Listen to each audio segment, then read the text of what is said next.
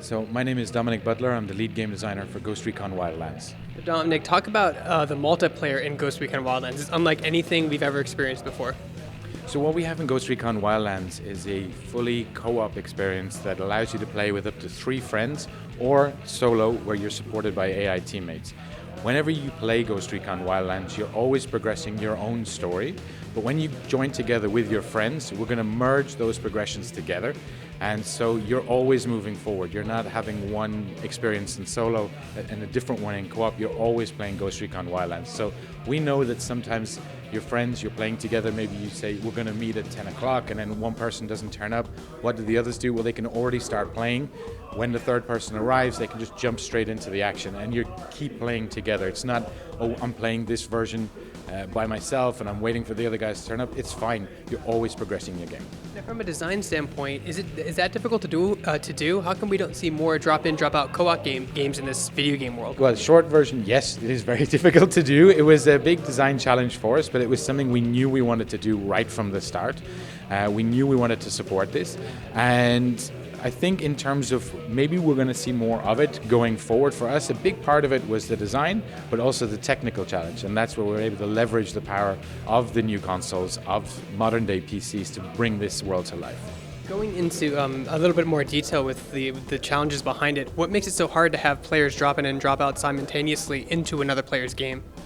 Well, a big part of that comes from maintaining the action, maintaining the pace, but especially from a narrative point of view. It is a Tom Clancy game. We've got a very rich, very detailed story about taking down the cartel, kind of piece by piece, going after different members.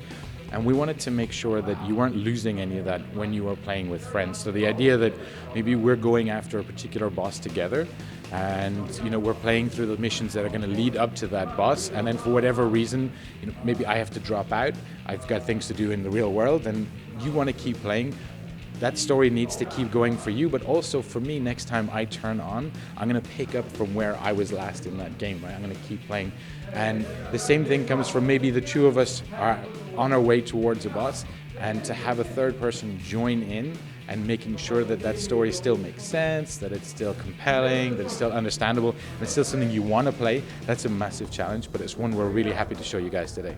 So if you've completed a story mission and your friends haven't, how does that work in the co-op multiplayer? Do they see it and you don't, or you see it and they don't? So you'll be able to see the missions that are available to you directly, and the ones that you've unlocked directly. But when you join together in a co-op session, we're going to merge those progressions together for that session. So if you've unlocked different missions from me, because you can go in any direction at any time, you can play through the missions in any order, that maybe you've headed north for an hour and you've played the northern provinces and I headed west. We've got different things going on in our games, but when we join up, the missions that you've unlocked, I'll have them available to me. I'll be able to see them. I'll be able to take part in them and complete them, so that even if we then go our separate ways, they'll be completed for me. I'll have done those missions. It's not that I've only done them in your session.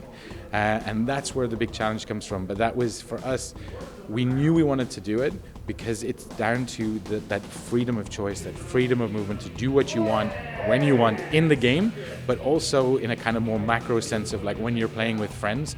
There's lots of regular barriers to entry that we're used to as gamers. We wanted to try to remove those as much as possible. So you guys don't have classes in this game. Instead, you kind of play and develop your character the way you want to develop him. Your talent tree is very large and expansive. Talk a little bit about that. So we do have quite an extensive progression system that's there. It allows the player to upgrade their ghost along lots of different axes.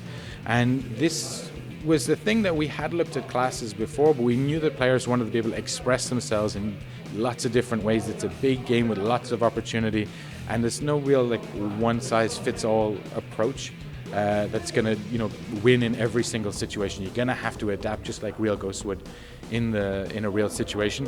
And so we made sure that the players had lots of different options, lots of ways to play. You've got ways to upgrade your drone to make it more stealthy or quieter, so that the enemies aren't going to detect it, or they can stay in the air longer, or you can use it to EMP pulse an area that'll knock out vehicles and electrical generators, and so at night the whole camp will go dark.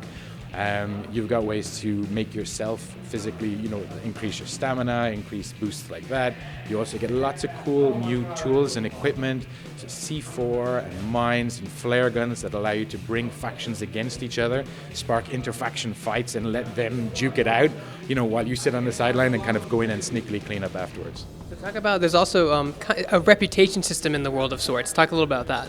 So we are showing today, we've got lots of factions in the world. We've got the Santa Blanca, who obviously are the cartel. They've moved into Bolivia. This is the gang that you're ultimately after. You're after their boss, El Sueño. These guys have made an alliance with the local military force called the Unidad.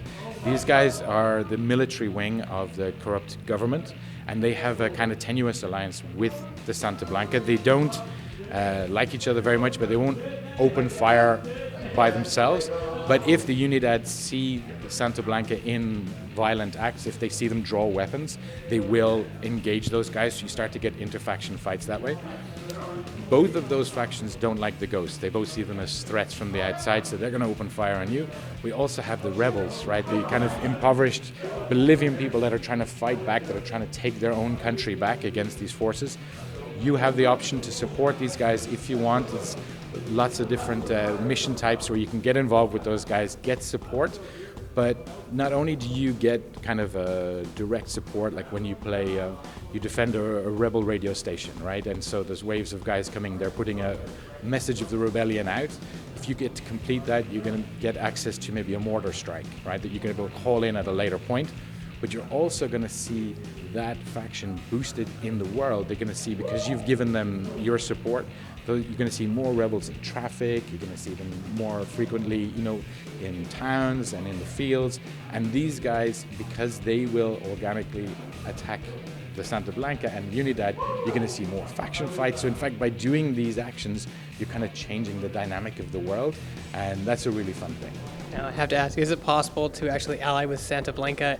No. At the end, this is still it's a Tom Clancy game. We're ghosts. We're here with a singular mission: is to take down the Santa Blanca cartel. So talk about how large and expansive this world is. It's one of the biggest maps you've ever built in the Ubisoft game before.